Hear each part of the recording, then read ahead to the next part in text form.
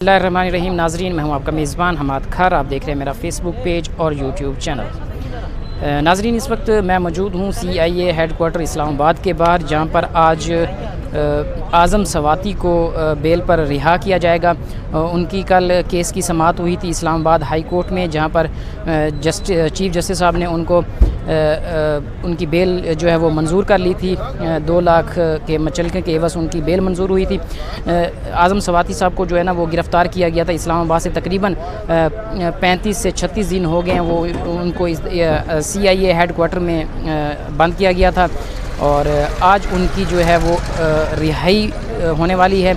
यहाँ पर CIA head quarter के बाहर PTI की जो मरकज़ी क़ियादत है उनमें कासिम सूरी भी यहाँ पर मौजूद हैं आज़म सवाती के इस्तकबाल के लिए। इस हवाले से जो भी मज़ीद पेश रफ्त होगी मैं आपको अपने इस व्लॉग में बताऊँगा।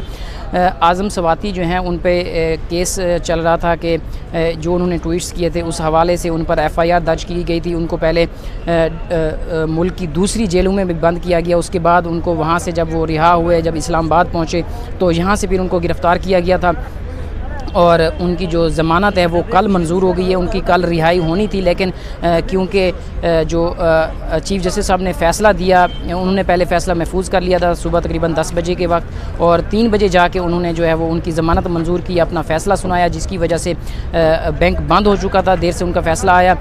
इस वजह से जो है वो मुचलके जमा नहीं करवाए जा सके कल, और उनकी रिहाई मुमकिन नहीं हो सकी।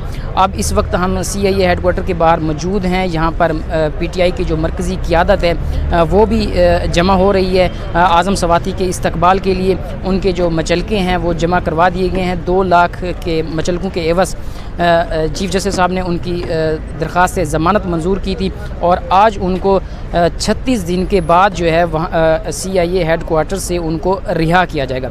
इस हवाले से जो भी मज़ीद तफसीलात होंगी या जो भी मज़ीद एक्टिविटी होगी वो भी मैं आपके साथ शेयर करूँगा।